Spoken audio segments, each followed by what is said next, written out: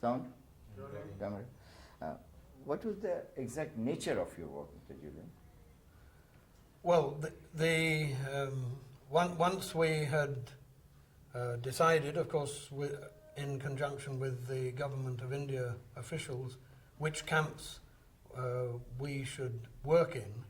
And remember, there were about 900 refugee camps altogether, all around the border area, and nearly 10 million refugees. I think the Government of India recorded officially 9.8.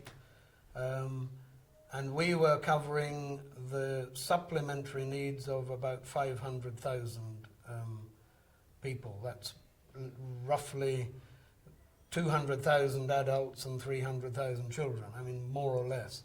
And so the Government of India were providing, as far as possible, shelter and basic food ration.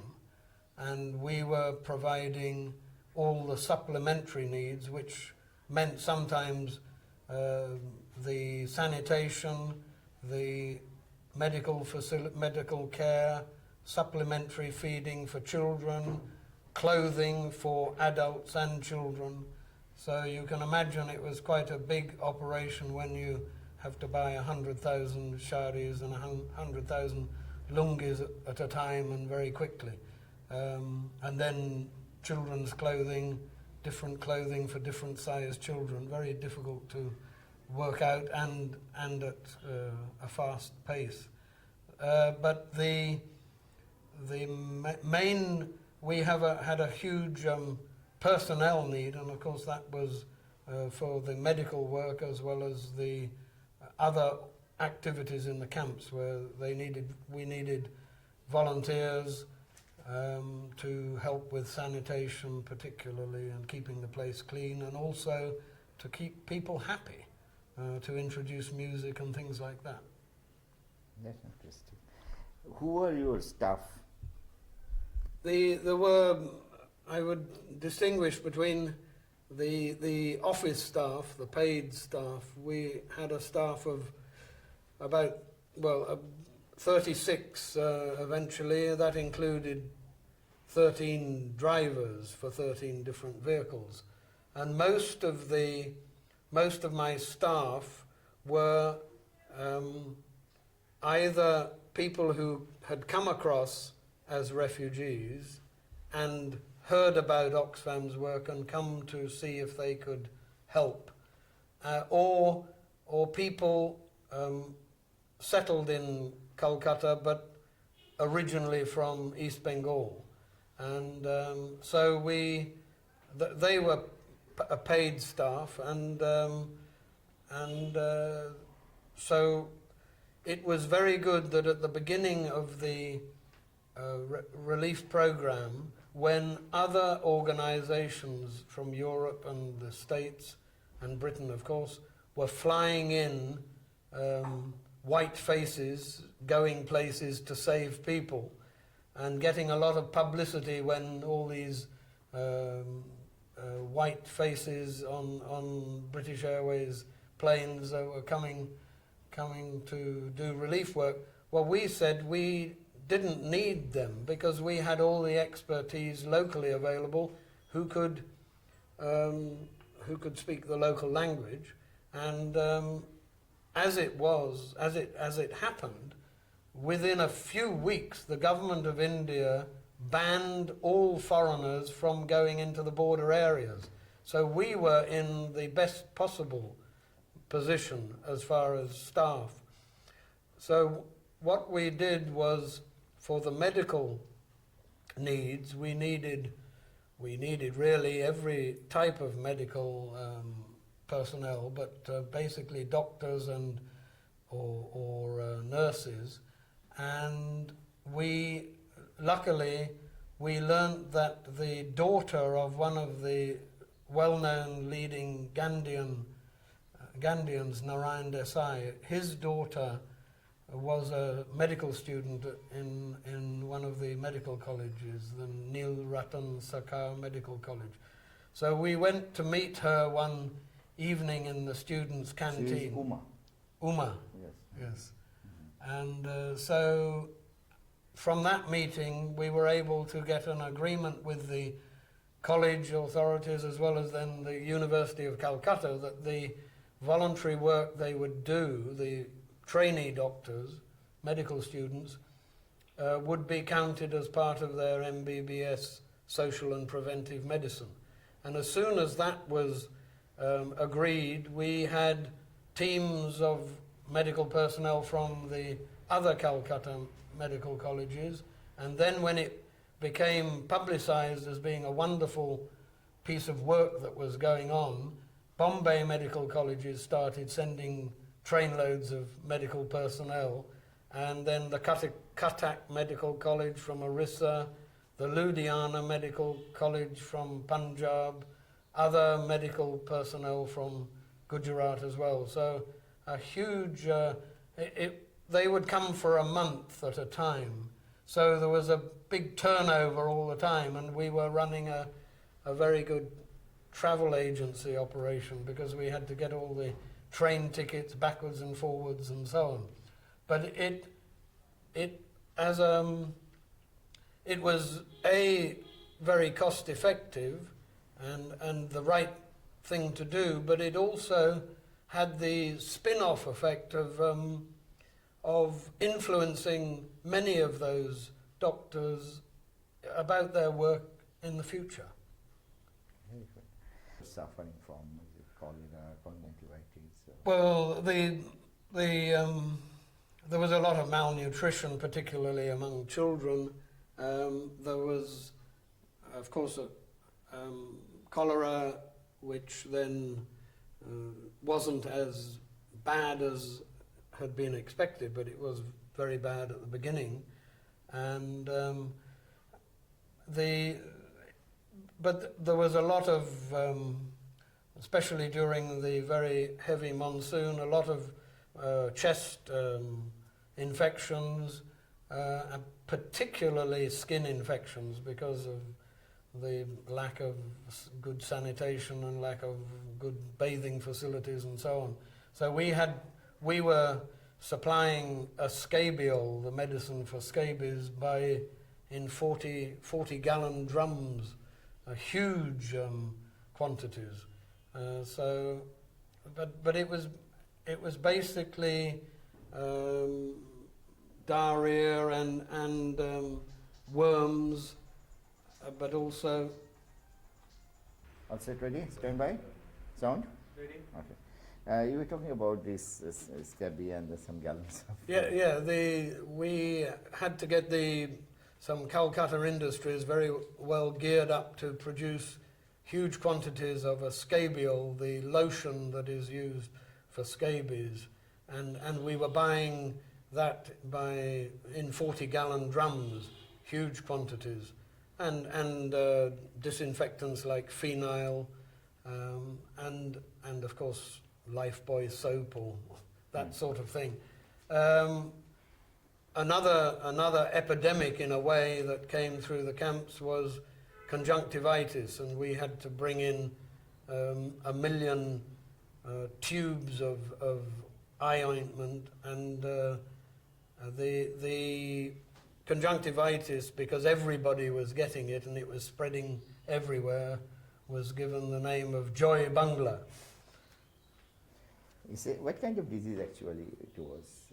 It's inflammation, and then a lot of watering and sort of a lot of discharge and very irritating sort of. And how long normally it lasted? Oh, only a few days if it got properly treated with eye drops or ointment. So why do you think it is called Joy Bangla disease? I don't know. I don't know how it was. But even when I meet people today who were refugees then, they remember Joy Bangla. The other thing we found difficult in the treatment of cholera, or indeed other medical problems, when you need intravenous saline, there was no difficulty in getting the supply of saline from safe hygienic places in Calcutta. but there was a shortage of bottles, a huge shortage of the correct bottles. So in the end, we flew out a plane load of IV fluid from UK, and not because we needed the IV fluid, but because we needed the bottles. And then the camps got involved in a very good recycling operation, so that we would get empty bottles back to Calcutta, because relief trucks would take the supplies to the camps, but then coming back empty. So they'll bring the empty bottles back, and we would give them to the local factories for sterilizing and refilling. There was, as you have mentioned also, there was massive anti-cholera, this intradermal sprayers that you used. Where they came from, actually?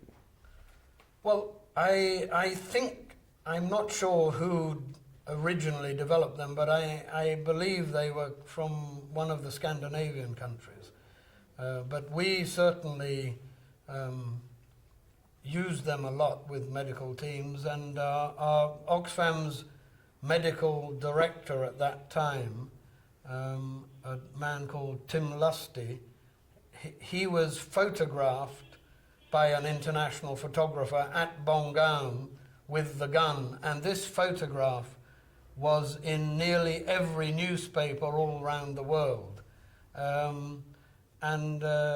mean, I know it was in Moscow as well as everywhere else. So that did a huge amount in the early days of Oxfam fundraising, because that particular picture raised a lot of money. So you think that the fear you had that the massive cholera outbreak would take place in the camps, that could have been stopped? I mean, it was not that bad as you anticipated at the beginning. No, it's very difficult to really have an accurate record of the number of deaths overall in the camps. I am not aware of any official death toll, but in the early days, I mean, one of my earliest memories was when I was visiting the border areas as part of the initial assessment for Oxfam. I went to a refugee camp in Jalpaiguri, and there were no able-bodied men fit enough to dig graves. And I spent the whole day with some army people digging graves. And piles of dead bodies were there. I mean, I think the previous day, 30 out of, say, 300 had died of cholera. Now, but as I say, I don't know whether there are accurate records of how many people actually died, A, of cholera or of other diseases. How many children?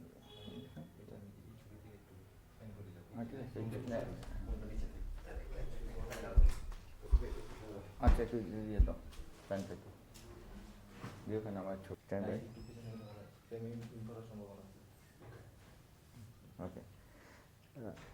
How many children, in your estimate, Mr. Julian, died in the camps in 1971, roughly? It's very, very difficult to say the number of children, and many of them were not. The deaths were not reported, but in the approximately 300,000 children that we were helping, at least 5%, I would estimate, died. But as I say, the records are not at all accurate. But we had, even our own reporting, I mean, was missing out, because many deaths were unreported or undiscovered. So I can't really be sure about that. Is it true that there were days bad days when even 500, 600 children died all over the camps in one day. That certainly was true during the sort of August time, and even I was interviewed by, I think, the Guardian newspaper at that time, and I was quoted as saying thousands of children will die if we cannot do bring in better supplies of specialist food for very undernourished children. So, but again, I don't even know whether UNICEF have those figures. So was it mostly malnutrition or cholera? What they're dying for? No, I mean mostly malnutrition. We set up a specialised children's hospital, and so did the Save the Children Fund UK. They had, for the most severe cases, they had specialised treatment. But that couldn't be organised all right round in remote places like Tripura and Meghalaya. What kind of medicines you generally used to provide some of this medicine? The bulk medicines were really headache, flu type medicines, and a lot of cough syrups, and but the biggest medicine was the lotion for scabial, the skin diseases. We were not.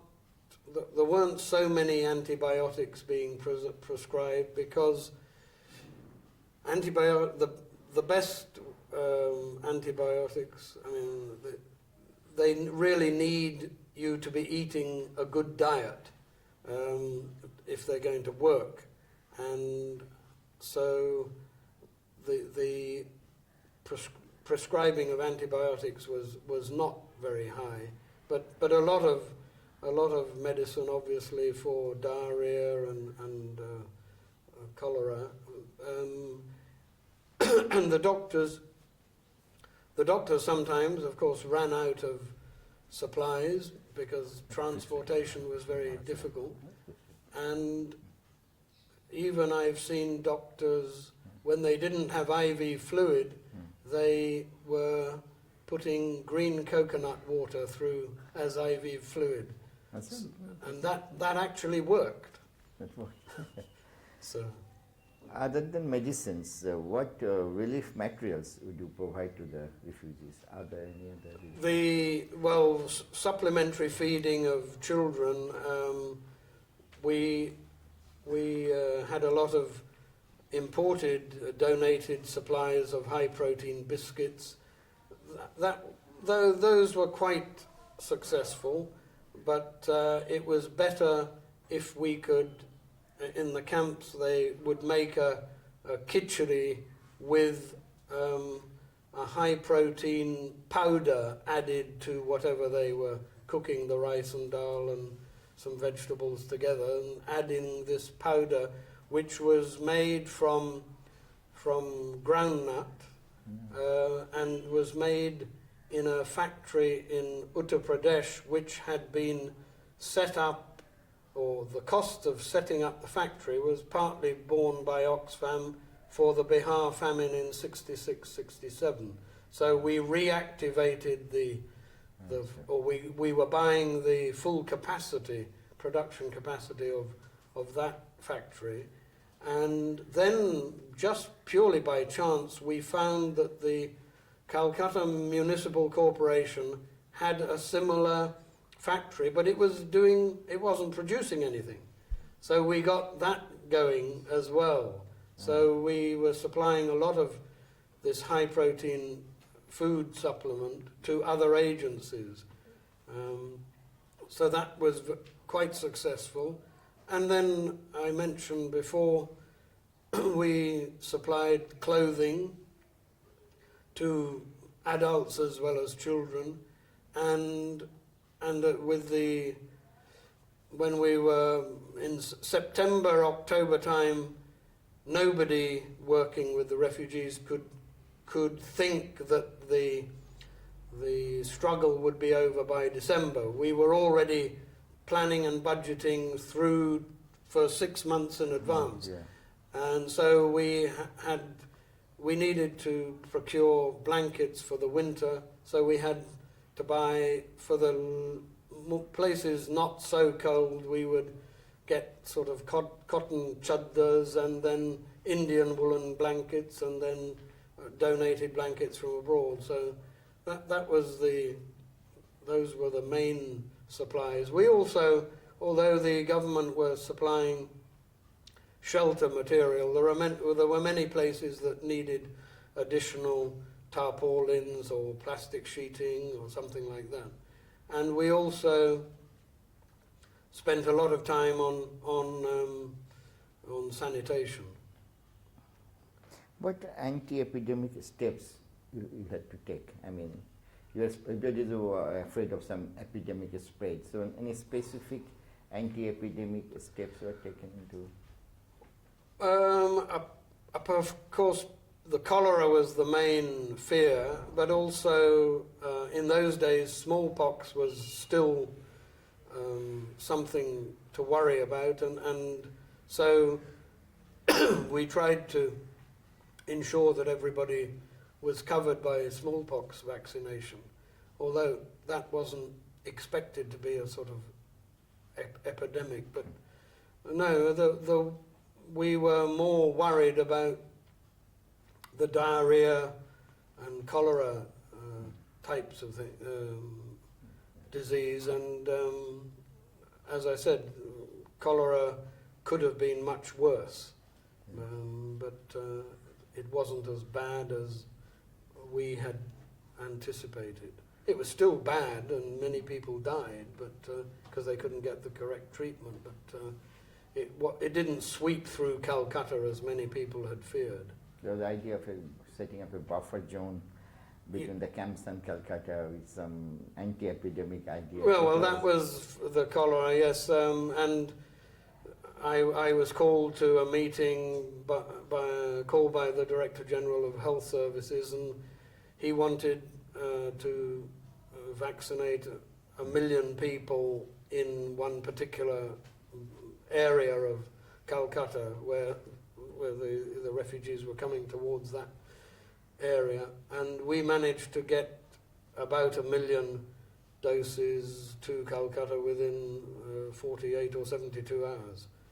So that was quite a dramatic operation, but also very difficult in those days to keep everything in correct refrigeration, because there wasn't so much refrigeration everywhere. We can let's take a break. Unusually heavy in 1971, Mr. Julian. So how did you manage? Did it create any added problem to your work? So? Yes, it seemed to start raining in April and go on and on and on, but the worst time was in August, and many of the camps were flooded. Of course, that created more medical problems, but also the more difficult problem was getting transport to the different refugee camps. And we had diesel Land Rovers, and then we gave an extension to the exhaust pipe, so we could actually drive through. Water was coming in around our feet inside the Land Rover, so we were able to get quite a lot of material that way to the camps, but trucks couldn't go in that sort of water. We had a small amphibious vehicle, which was more of a prototype, but being tested in real conditions, but that wasn't much use because it could only carry about 250 kilos at a time. So it was very difficult, but people were very good at making local arrangements and getting boats and nokas organized, and a lot of the refugees themselves did extremely hard work carrying headloads from small boats and so on. We had once or twice to get relief supplies to Cooch Behar, we hired from a company, I don't remember the name of the company, but at Dum Dum Airport there were 2 old Dakota aircraft, and we air freighted supplies to Cooch Behar and to West Dinajpur. So that was because of the flooded roads.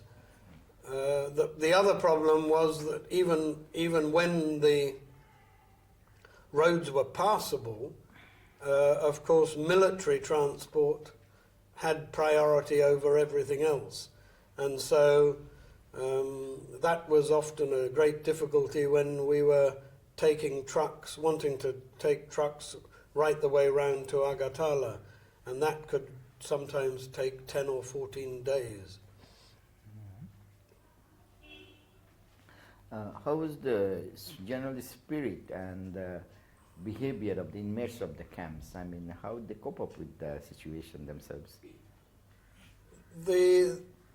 When they first came, in the first few months, you could roughly say from April to August, the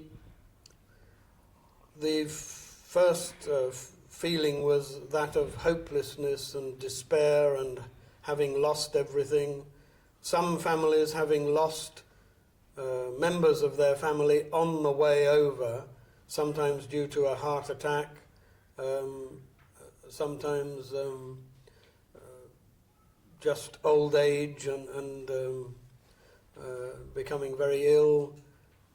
Some people came actually wounded from fighting with the collaborators, the Razakars or the Pakistan army, and then those wounds became septic and they died because they couldn't get proper treatment in time. So there was very much a feeling of despair, but there were 1 or 2 refugees who came who had been lecturers at the university, and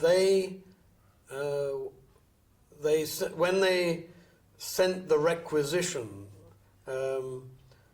of what they needed next week or in 2 weeks' time, this particular person from, I think, Dhaka University, his name was Samir Paul, and he had written tabla and harmonium.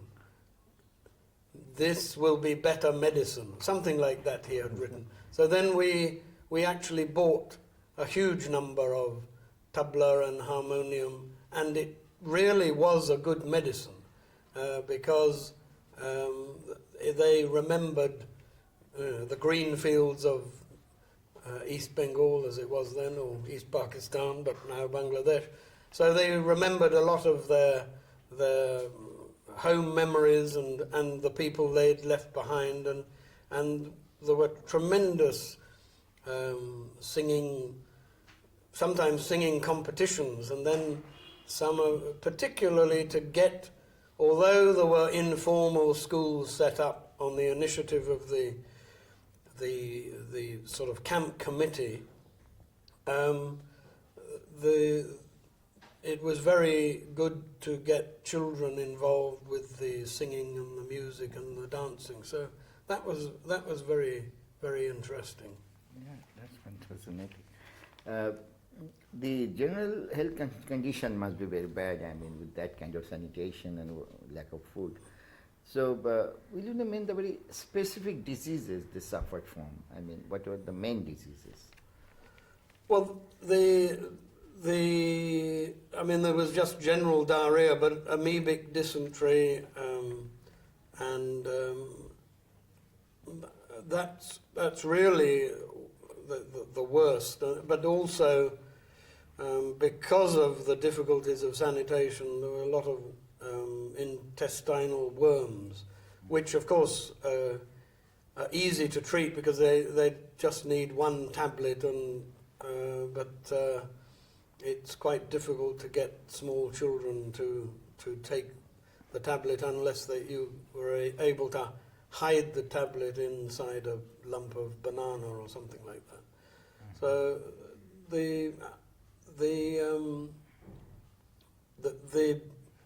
diarrhea, I mean, continuous diarrhea was a problem, and then of course it can lead to dehydration and very quick death if they don't get intravenous support, or ORS was not known as it is now. I mean, but ORS is not a modern invention. It has been there for time immemorial, but through local practice. Now, so I mean, they used their indigenous knowledge, and of course they drank a lot of coconut water to try and get over things. Tell us something about some important visitors like Senator Edward Kennedy, who came to camps. And yes, there were, of course, many important visitors. The one we remember still is that of Senator Kennedy, because he had been sort of in touch with Oxfam America, and Oxfam America was in its early days, and so we were receiving telegrams to get coordinated and so on, and so he came to he came both sides of the border, so he couldn't be accused of only looking at one side. So he actually visited Dhaka as well, but he went right. He didn't go just to the Salt Lake camp because that's the convenient place to go. He went up to Jalpaiguri and saw the camps where we were working, and that had a dramatic effect on him. And then he brought much more attention to the U.S. Congress and Senate about the situation. So we had visitors from royal families in Scandinavia as well as other countries, and one particular visitor I remember was the then Minister for Overseas Development from the UK, and he was a very tall, big, thick-set man, Richard Wood, and you wouldn't know it, but he was walking around through the mud in the camps, and he was managing to do that on artificial legs, because he had been a bomber pilot in the Second World War and had lost both his legs, and he was managing on tin legs in the camps, and that was quite remarkable. I remember that very vividly. Fantastic. Were you with Edward Kennedy when you were visiting camps? No. I wasn't, but a colleague of mine, we managed to get him on the Indian Air Force plane, and although the Indian officials were not at all happy that we had sort of got a sort of stowaway in the plane, and then my colleague then, of course, they were supposed to go to Jalpaiguri and come back to Calcutta, but because Edward Kennedy spent much more time in the camps himself, they were running out of time, and they decided to fly straight back from Jalpaiguri to New Delhi. So my colleague was also he landed up in New Delhi without a toothbrush, without anything. But that was, of course, very good for Oxfam, because the Oxfam program and talking to my colleague made a great impression on Kennedy. And then when the Senate committee was taking evidence about the situation in East Pakistan and in West Bengal, in India, because of the refugees. My colleague by then had returned to the UK, and he was invited to Washington to give evidence to the committee. So it was a very good connection. Very good. I think we put the fan on once. Just make a break. Dripping quite a bit. Yes, no problem.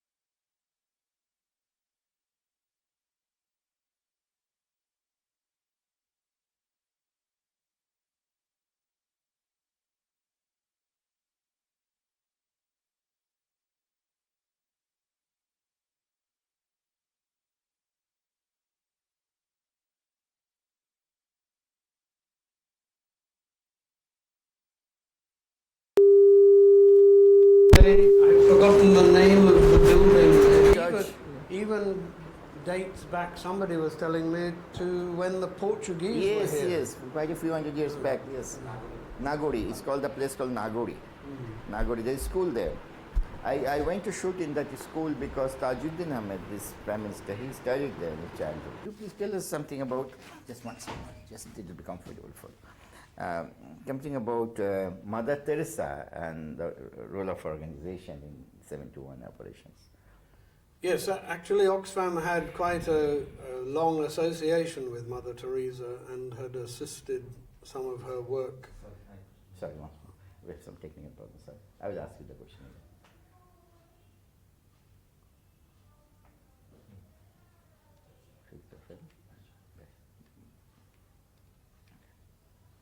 And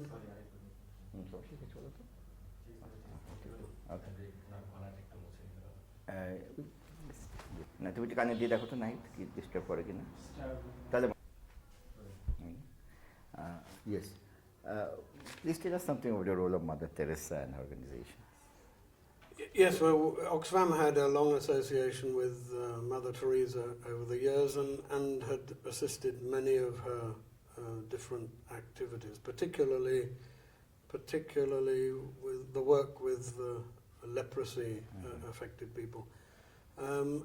And when the refugees started coming, obviously she was one of our contacts, and in the early days before she worked out what her sisters would actually do, we hadn't got our own medical teams organised, so we assisted her medical teams to go to the village, and we hired taxis on a daily basis, and lots of teams went out to the refugee camps, which you could get to easily from Calcutta, and then come back in the evenings.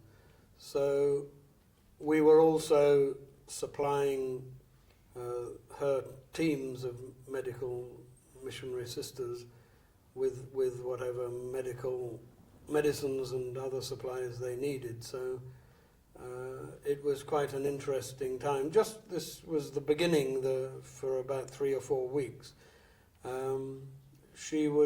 Mother Teresa herself would phone me every morning at the same time. I think it was at 6:45.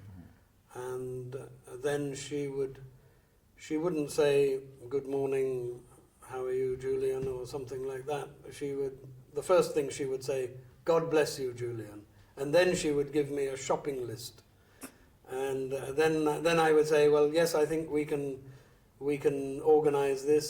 And then she would finish by saying, "God bless you." And so that was, a lot of her work was working with people who were dying.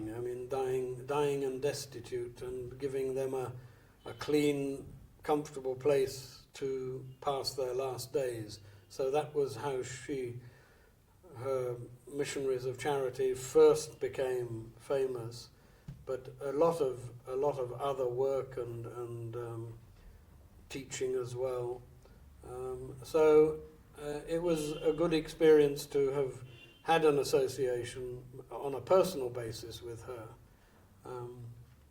And then we kept in touch, and often her senior sisters would get in touch with us if they needed some particular help. How did you Oxfam, or you publicize the suffering of the refugees in the West, such as there's one booklet called the Testimony of 60 in the Crisis of Bengal, like that. So how was it done, the posters, the photos, and the booklets? Keeping the public interested and keeping them generous is very difficult when a crisis goes on for so long. If it's an earthquake, then you respond immediately and sort of one time. But with the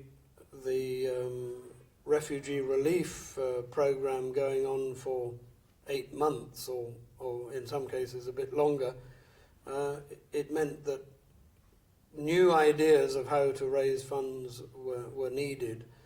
So it was very difficult, and the trend of the advertisements had to shock people into putting their hand in their pocket. And those advertisements, the type of advertisements that were used then, probably wouldn't be used today, because there are so many restrictions, and no, this is too shocking, and you shouldn't give a photo of somebody dying to raise money, and so on and so on. The testimony of 60 was the reason for putting that together was that by September, October, we didn't know how long this crisis would continue, and we needed to wake the world up again. And this was soon after Edward Kennedy's visit, and so communications media people in Oxfam, they thought of this idea of, now why they chose 60 I'm not sure, but the testimony of 60 people, some famous, some not so famous, were asked to make a statement of what they had witnessed in the refugee camps, and in some cases what they had witnessed visiting East Pakistan. So the high-profile people like Edward Kennedy and Mother Teresa, and then very senior distinguished journalists like John Pilger, they all made statements, and many of the other donor NGOs, as well as many of a number of the Indians who were working for the refugees, including Narayan Desai, he made a statement. So that document was a very powerful document, and it was published.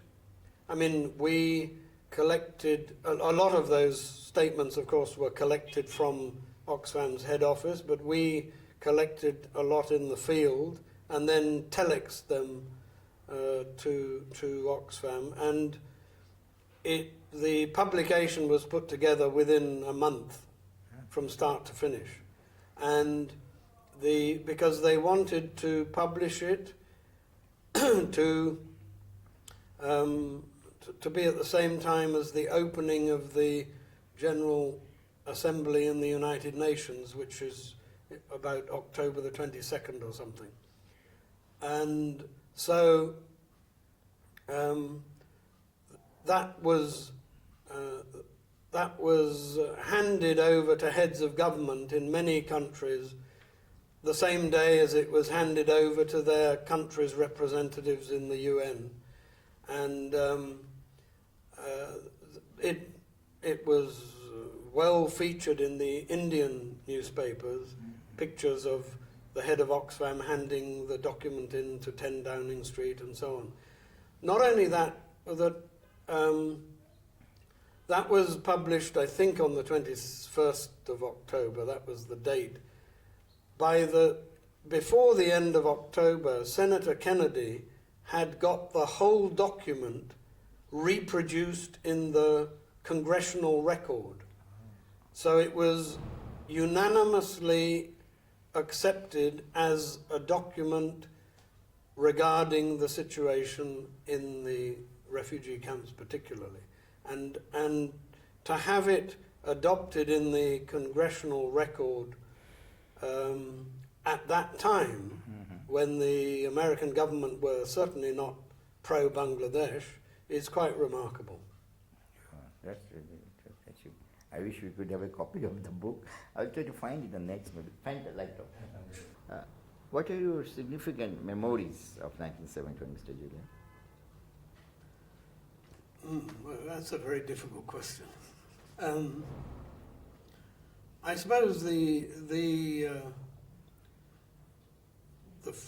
first worry was when I was told by Oxfam to go and report what is happening. That was at the beginning of April, and and then I was not prepared for what I saw, the hundreds and thousands of people just coming, trekking, sometimes very quietly, but carrying as much as they could carry, sometimes with bullock carts and and well ordered, but just to see a procession of bullock carts and people walking and completely silent because they were in a state of shock. That's a sort of a first impression which sort of is very etched on my brain. But also when we reported, we discussed with people who knew East Pakistan better than I did. We discussed with them, and they said they only based the figures on the estimated number of Hindus in East Pakistan, and they said, well, you can expect 10 million refugees, and thinking that only Hindus would be coming.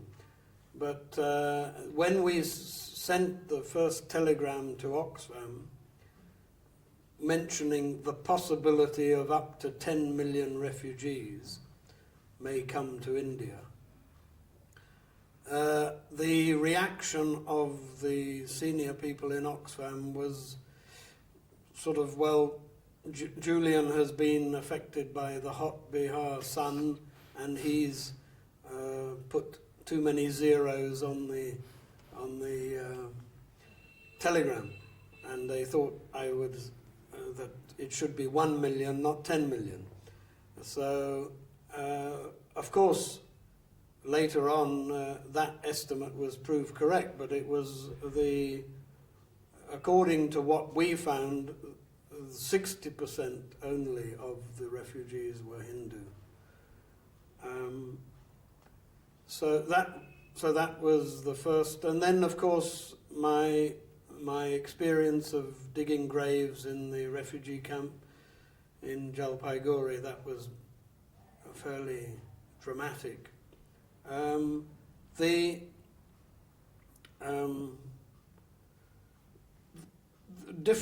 Different times, I suppose it's difficult to remember everything, but of course when the camps were very flooded, we felt very helpless and hopeless because we couldn't do anything. We couldn't make the camps on raised plinths. It was impossible. But there was a lot of ingenuity at that time,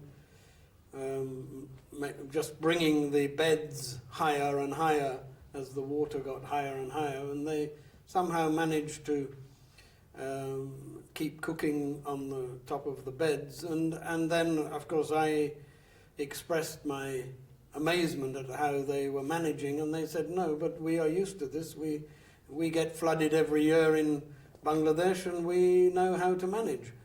So we thought it was much worse than they thought it was much worse. So, and then, of course, when towards the end of November, where there was quite a lot of shelling from backwards and forwards, and you weren't quite sure whether there was going to be a full-scale war or not. So that was, and then by that time in Calcutta we were maintaining a complete blackout at night. So there were no lights showing out of our windows. So they expected, they were prepared for air raids. Then we would, at the end of a long day, sit down, say, on the lawn of the New Kenilworth Hotel and have a beer. And I had a radio then, and I was listening to the English service of Pakistan radio, and they reported, just after the war had started, they reported that the Calcutta telephone exchange had suffered a direct hit, and the Howrah Bridge was floating down the Hooghly. And so I remember that very vividly, as though it was yesterday. And then, of course, the whole business of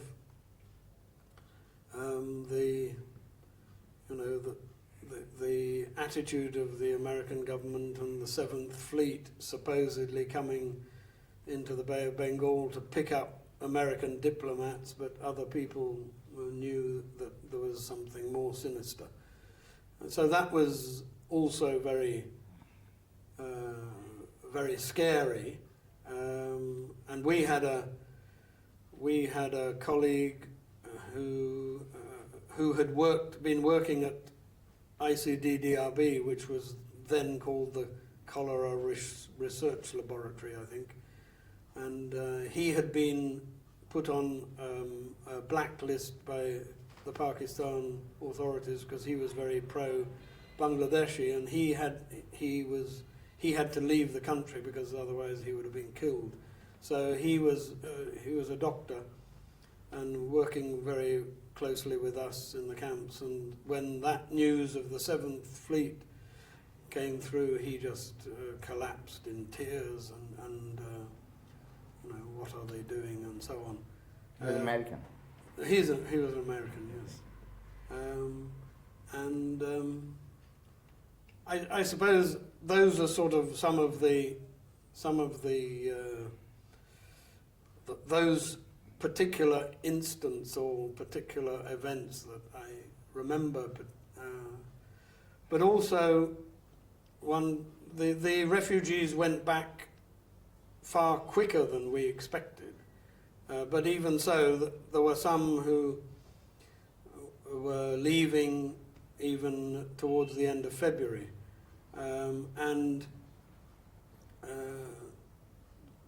One morning I was called down and the office boy said, "Sir, there is a problem." And outside in the garden of where we had the office, there were about 300 people. I didn't know that they were refugees, but they then came and they presented me with a bamboo wooden vase and with some wire and wool from an old sweater. They had made flowers, and this was a gift to me to say thank you. And well, that was very emotional. And that's very nice.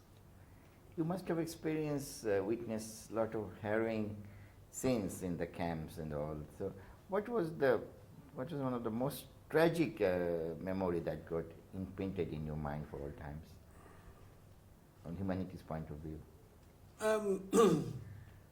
Well, I suppose when I spent the day digging graves for a pile of dead bodies, and then realizing that,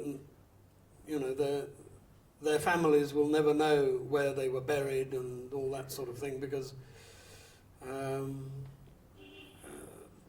there was no proper order. And although usually the camp in charges, the government of India deputed people, were very sincere and tried to keep proper order, it was very, very difficult, very difficult to keep everything in terms of recording the number of people, in terms of recording the number of the incoming supplies of food and so on.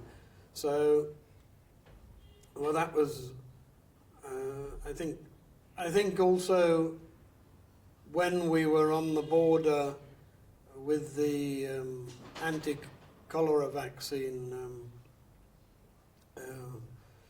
program, we sometimes were actually managing to talk to individual families and where they've come from, and some had lost members of their family on the way, and some members of their families had been killed even before they started, particularly people coming from Faridpur. I remember that they had that their next door neighbour, as it were, who they had called uncle and had almost been like a joint family over the years, had suddenly become a sort of collaborator of the Pakistan army and had killed 2 members of a particular family. So to hear that firsthand was quite dramatic, because my father in UK was reading a lot of this in the newspapers and not believing that anyone could commit such atrocities. And but when he heard from me, then he changed his ideas. Where was it? Which camp that you said you burned dug graves for the cholera victims? Which camp it was? It was in Jalpaiguri, and I remember the name being a name called Dangi, but I couldn't be 100% sure of that. It is in Jalpaiguri. Yeah. What was your reaction finally to learn that the Pakistan army have surrendered and Bangladesh has become liberated? How did you feel? Well, of course, that particular day when it happened, we just sort of hung, or as I said, most of my office staff were originally from Bangladesh, so everybody broke down in tears and hugged each other, and I think I ordered in biryani lunch or something like that. So it was extremely emotional, particularly as one of the people working with me and doing a lot of the field work. He lost his father due to a heart attack on the way over, so particularly difficult. We are almost through now. So, how the events of 1971 influenced your life as an individual? Well, I suppose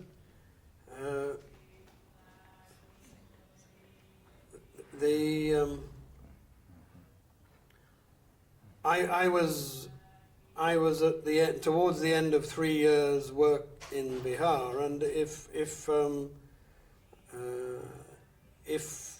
there hadn't been the crisis of Bangladesh, then I probably would have gone back to the UK to do some boring, possibly useless animal husbandry research. Because I got involved as a paid employee of Oxfam rather than as a volunteer, I then pursued a career in development.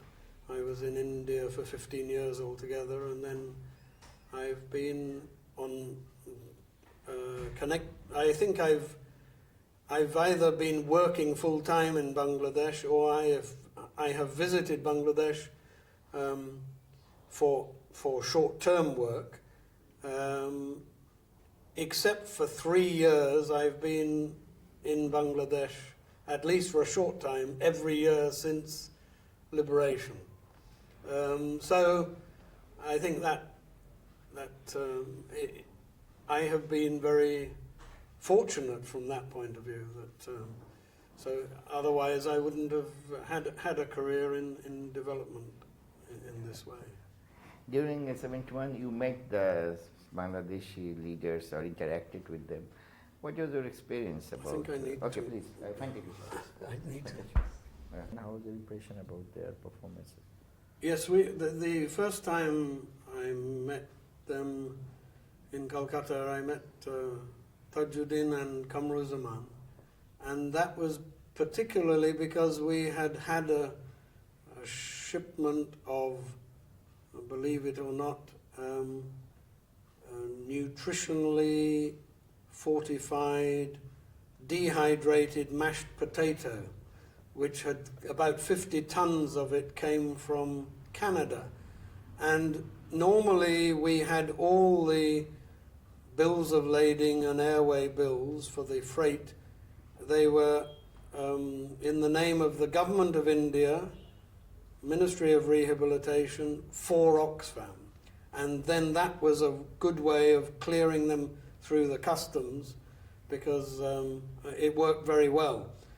But on this particular airway bill, it said for distribution inside East Pakistan. So that created a problem for both the government of India, and then they said, okay, we will turn a blind eye if you can manage to arrange for it through the Bangladesh government in exile. So that's how I first met them, and then it was, whether it was handed over to the Mukti Bahini or to somebody with the Jessore branch of the Red Cross, it's still not clear. But and in any case, this donated food supply was not very appropriate for this part of the world. But that was the first time, and they were very professional in all the advice they gave, and they understood the problems. And then later on, before the surrender on the 16th of December, the head of Oxfam was already in Calcutta and planning for what happens next if the refugees go back and so on. And that we certainly met with Kamruzaman then, talking about relief and rehabilitation needs in the future. I understand that you were in 72 also in Bangladesh about the reassessment of the situation, relief folks, and also met Bangabandhu Sheikh Mujibur Rahman. Will you tell us something about it? Yes, I already a colleague of ours, a French Canadian who had worked in East Pakistan as a brother, a Catholic brother. He had been selected as the obvious choice to be the first field officer or first field director, as we called them, in Bangladesh.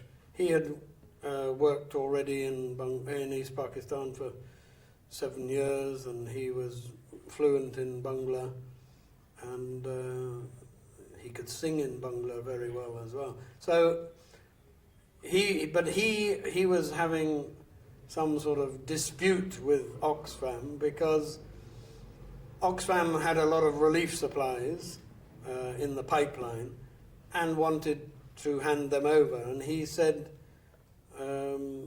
he wasn't interested in relief supplies. You can give all your relief supplies to Caritas or Mother Teresa.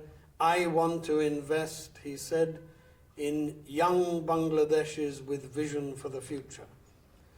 So then his appointment hadn't been confirmed, and somebody had flown in from London to Dhaka, and then I was asked to come over here in the sort of interim period. And just before I'm not clear whether it was in December, just before Victory Day, or early January, but I handed over the first grant to BRAC to Mr. Abed in my office in Calcutta, I was asked to hand over 3 lakh rupees to him. So that is another interesting association, that we still are friends and we still know each other from way back. But I drove over land from Calcutta with a Land Rover packed with important medical supplies and a little trailer behindhand. And it took ages to come, and we stayed overnight at a mission in Jessore, a Catholic mission where a Catholic father had been killed by the Pakistanis. And then we had to, of course, negotiate all the broken bridges and the ferry. And getting onto the ferry was quite interesting because we were the last vehicle that could be fitted in, and we had to drive up the ramp and then sort of turn inside the ferry, and it wasn't quite fitting. We'd already detached the trailer, and that had been put in one corner. So then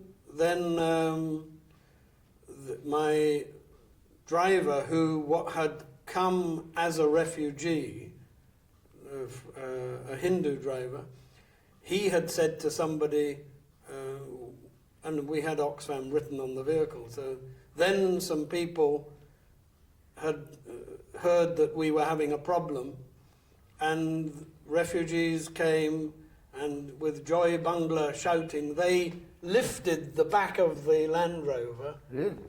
like sort of getting the back wheels inside the ferry, and a huge emotion. And then I remember driving in eventually to Dhaka, and there was nobody on the streets. There was nobody, no vehicle, nobody.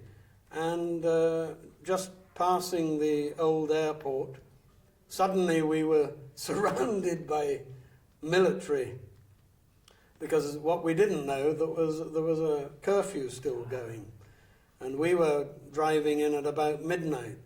And then we explained what we were doing, and they gave us an escort to the Purbani Hotel.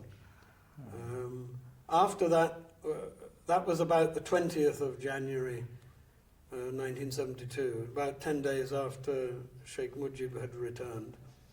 And then the British High Commission said that to make things smooth, we should pay a courtesy call to Sheikh Mujib.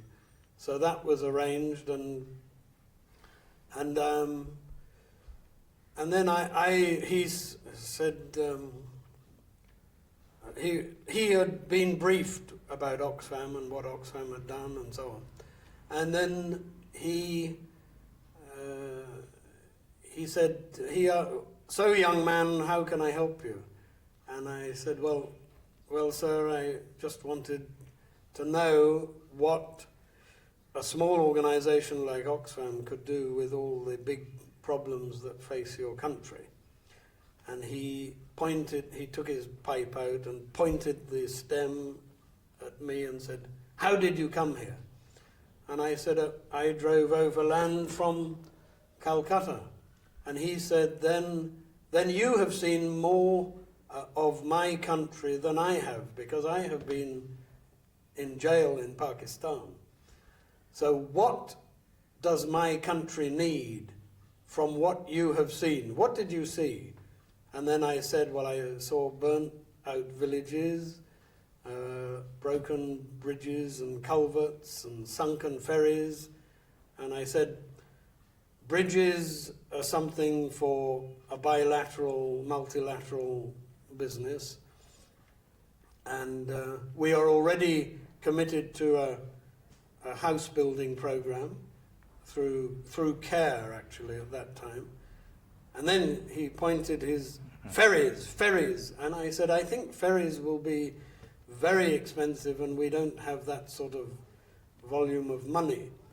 And he then told his private secretary to make sure that I met the Bangladesh Inland Waterways Authority.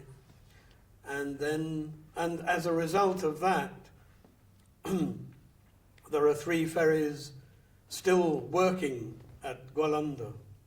And this Kamini, name of some flowers. I Yes. guess. Uh-huh. So we, when this incoming field director, Raymond Conway, when he heard about the ferries, he said, they will want to name the ferries after Liberation War heroes, but let them remember and get back their culture and the beauty of their flowers and nature. So this was a negotiation, and that's how the 3, Kamini, Kasturi and Korabi, were brought. Right. Fantastic. So what are you doing now? Right. This is our last question, more or less. I'm now working with a British government funded project in the Jumna River Basin. It's the Chores Livelihoods Program. And we are working with the island. We are only working in villages in island chores. Yes, yes. Chores that are, for most of the year, surrounded by water. And we are assisting the people who would be in the bottom 10% of any poverty research. So the homeless and landless people, most of whom have moved from chore to chore because of river erosion. What we are doing through, sometimes with government, through union parishads, but largely through NGOs, is we are having very strict selection criteria, and when we're selecting the beneficiaries, then they get a raised plinth above the highest flood level, and get a lot of training in homestead gardening. They then usually they get a cow or bullock. It's up to them to choose. This is all grant. Yes. And then we have found that in that way they are able to come above the poverty line, and they are, from our experience, and we have very good research documentation, most of the beneficiaries are doubling the asset value that they have every 15 months. Okay. So it has been, in terms of poverty alleviation program, and I've been involved with a lot of them, pretty well all my life, this is one of the most successful. We cannot agree that microcredit can solve all the problems, because the very bottom 10% do not qualify for microcredit.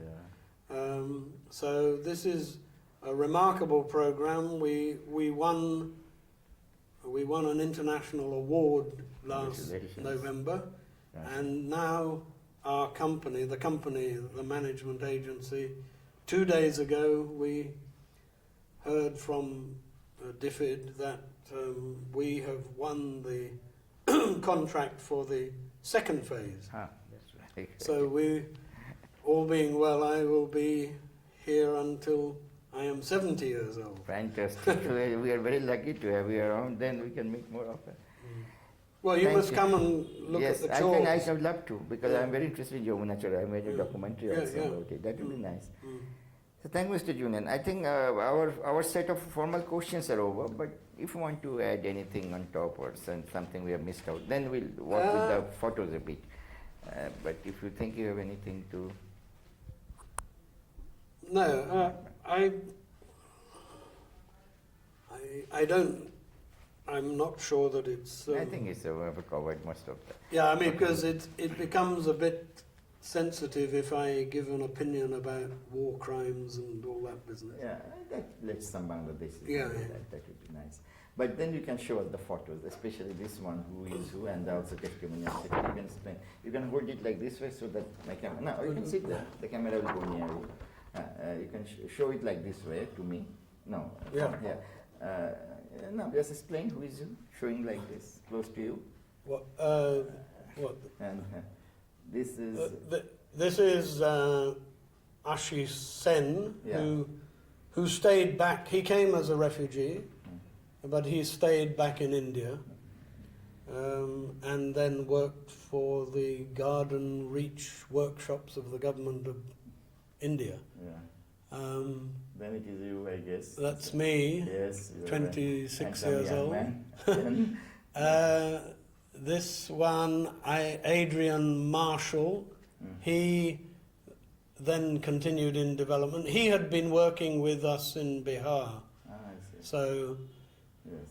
he was basically the transport manager, and he used to say to the drivers, "One scratch and you're gone." Which is, And the left then gentleman? Uday Shankar Das, Yes. who was one of our field officers. Where the picture was taken? This was taken in the garden of our office after we'd moved from the hotel office to a rented office, Calcutta. and then some of the Land Rovers in the background. Yeah, it was in Calcutta. Yeah, Calcutta. And then this one in the middle of the back row. Yeah. He then became a doctor, Om Prakash from Chittagong, and a very eminent heart surgeon. Oh, I see. But only recently, means within the last year, he may have decided to retire or something. He has gone to the States to join other family members. So. I think that will be enough. Yeah. That will be. And this testimony of 60 will tell you something about it, what it is, and then, yeah. Well, this is the testimony of 60, which was put together very quickly in October. In October 1971. Yeah, please. And then. Do you want me to? No. Yeah, turn on. Yes, turn on. Especially the photos, pages. And then the different statements by famous people. This is the statement by Edward Kennedy. Yes. He himself wrote it. I mean. Yes, and then Mother Teresa. Will you hold the Kennedy things little longer? Oh, okay. Little longer. Kennedy. Yeah, he himself wrote it. Yes. Kennedy, Mosaic of Misery. It's from his experience in visiting the camps. That's right. I see. Okay. Then the next page. And then Mother Teresa. I see, of course. Yes, she wrote something about it. Yes. And this These sketches. Who did this is actually a very famous political cartoonist in UK. So that's he made that.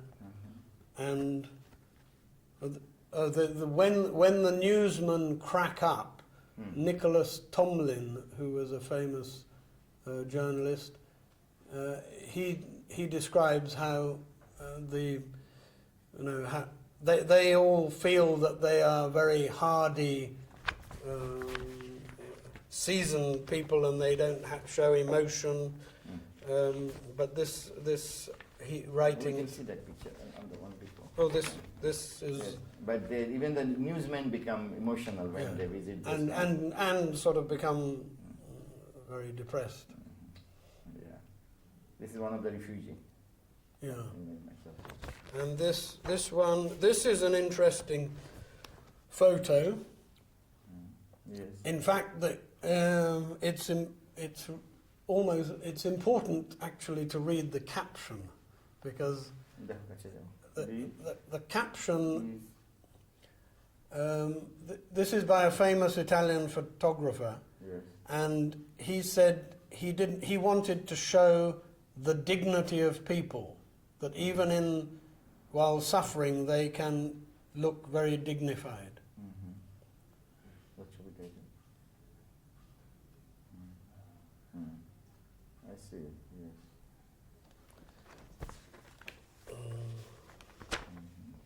This is a very desperate photo. This is Claire Hollingworth. She was well known as a war reporter. I think she had been in the Second World War as well. Yeah, this is definitely one of the worst human tragedy ever happened. No. If there is only photos, then I don't think there are. No. Oh yes, there's one. This. Yeah. And all the write-ups are from different persons. Yes. Fantastic. So this booklet helped a lot. No? I mean, it was sent abroad to, and you say, U.S. Congressional Committee. It was shown to U.S. Congressional Committee. Thank you very much. I think, I think we can put the light on. Thank you. Thank you.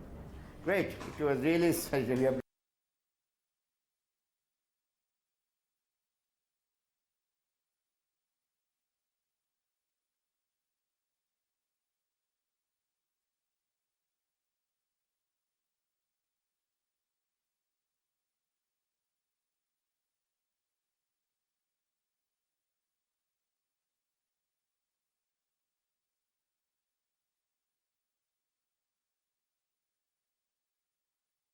Hotel in little buses. Just round the corner.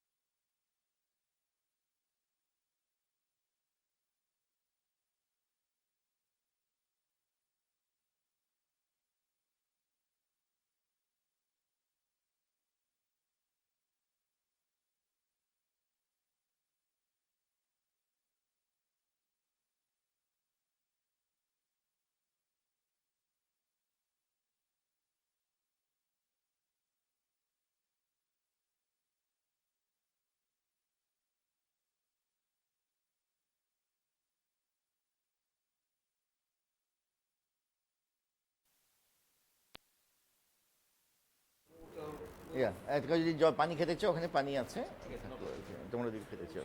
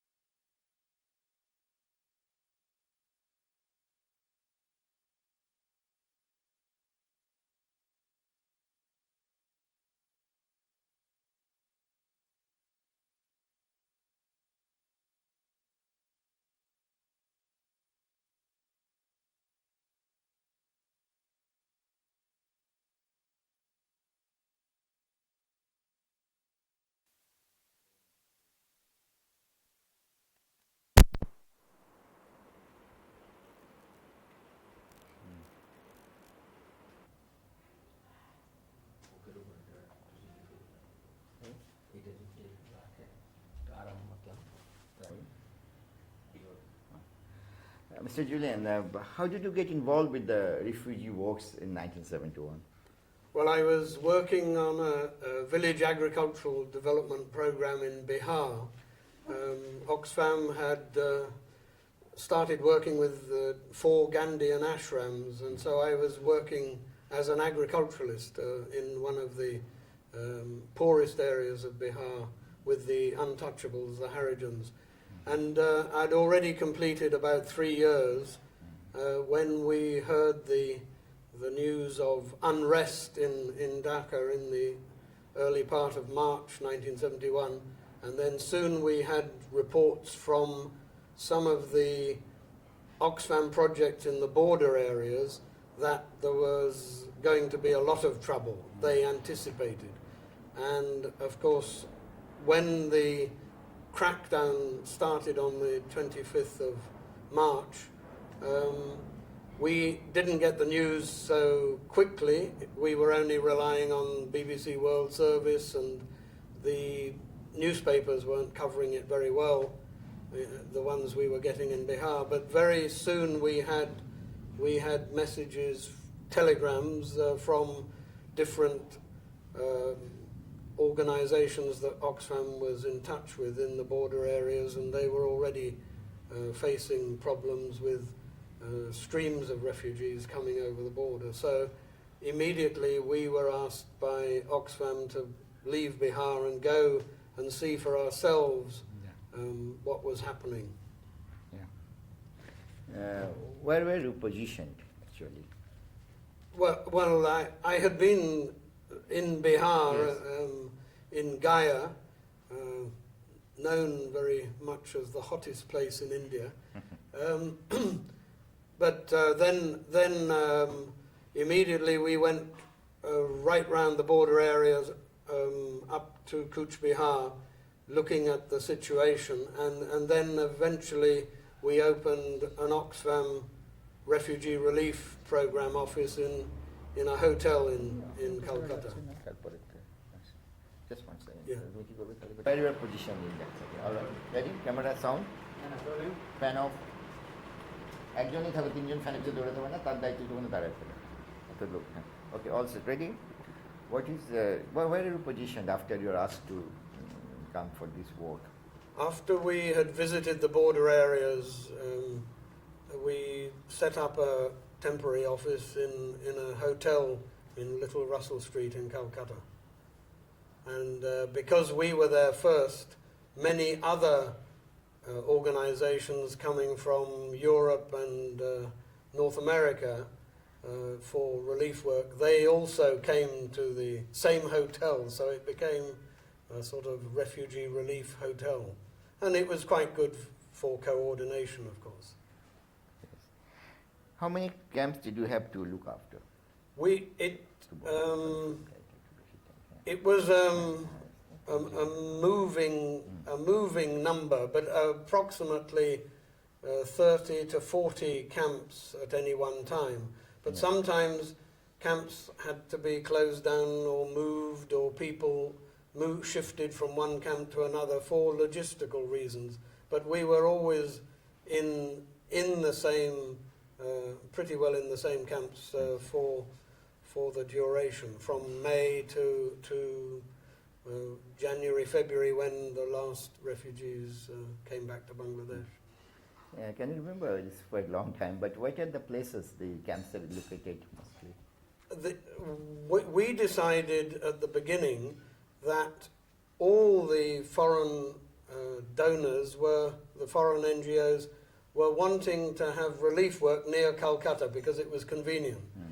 But we had so many good connections with other Indian NGOs in the border areas, and particularly with our connection with the Gandhi Peace Foundation, that we said we are not going to work in, for instance, the biggest refugee camp, which was Salt Lake, where 250,000 refugees were in one place.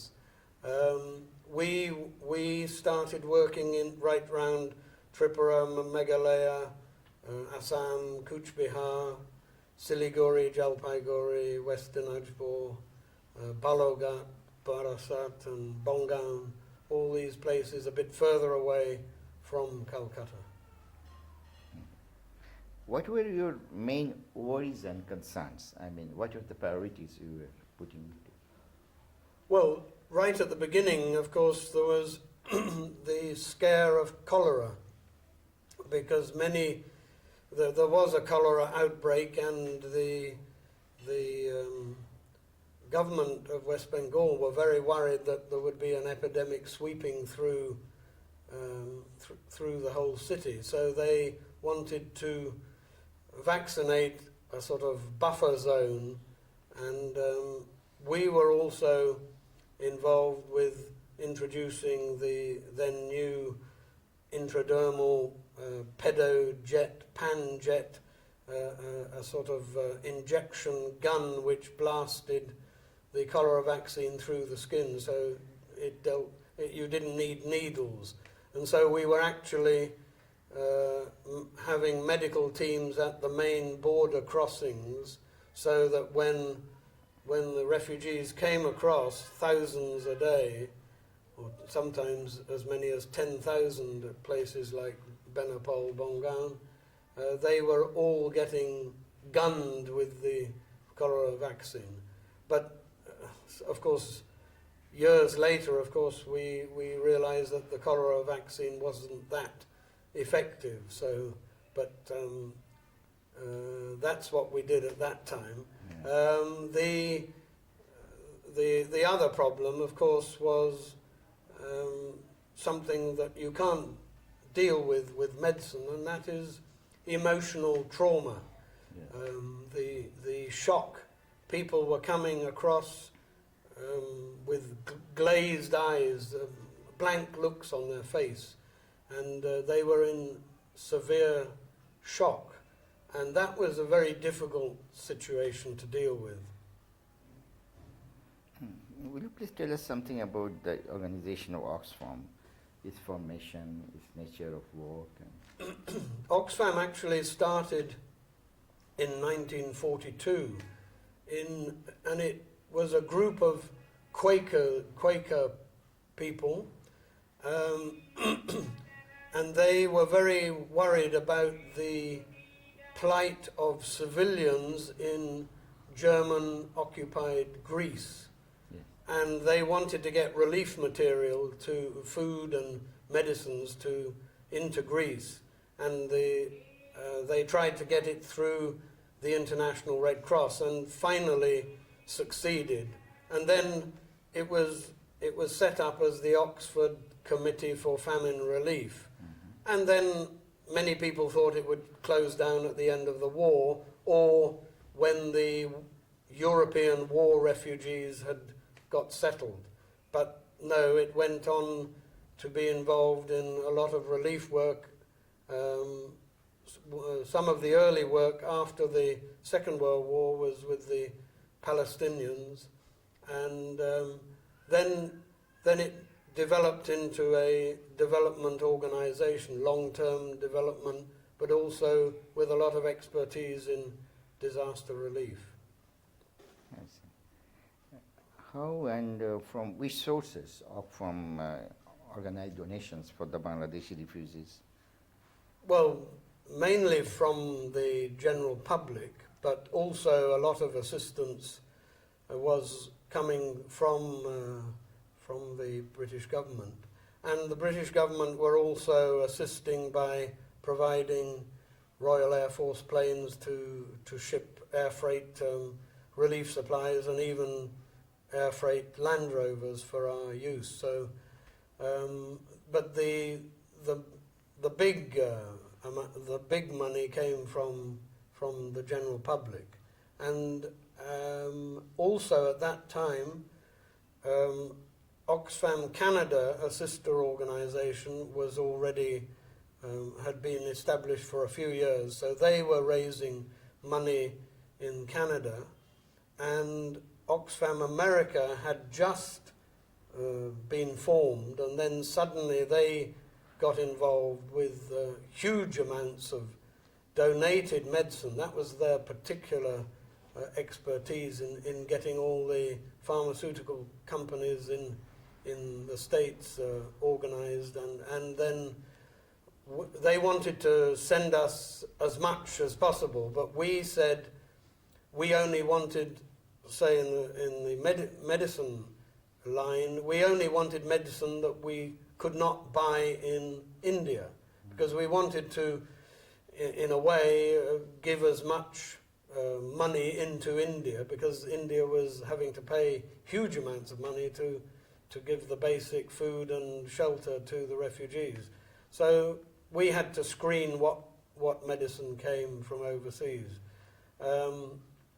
But huge donations, and people got involved, whether at schools or colleges or workplaces, because of the very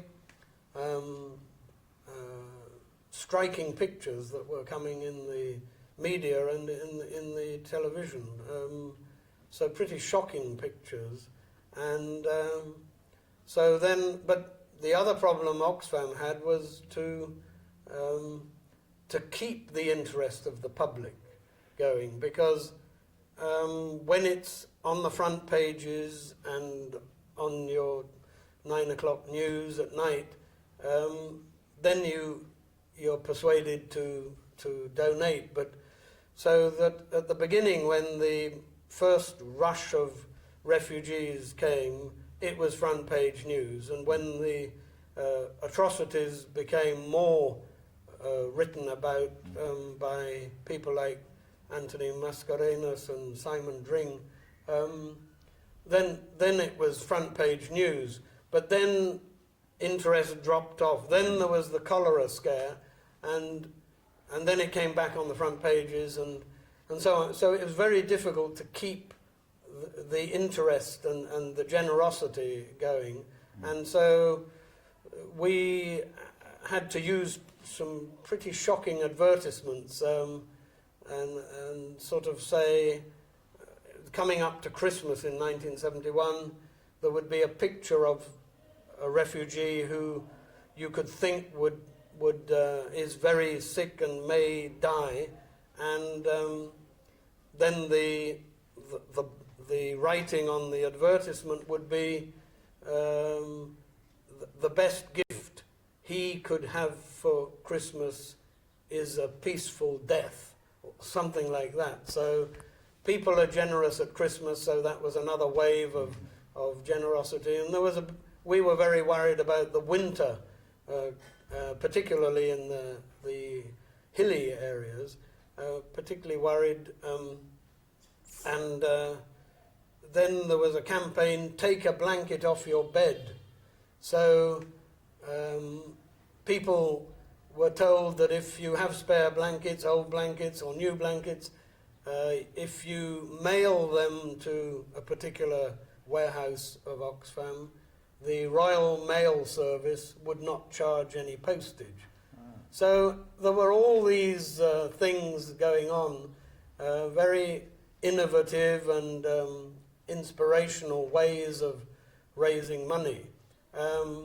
And also we got assistance from places we didn't expect, like at that time there was no diplomatic relation between India and Israel, but from one place in Israel, Haifa, they set up a Bangladesh Children's Fund, and they sent very high cost and high quality, high protein food supplements which you could mix with chapati flour or mix in a curry or things like that. So we were getting that sort of assistance, as well as other organisations in Australia and New Zealand were sending things like high protein milk biscuits for children and so on. So it was a huge operation, and we had a logistical nightmare with A, warehousing, and B, dispatching all the relief supplies to the camps. Thank you. So we'll take a break.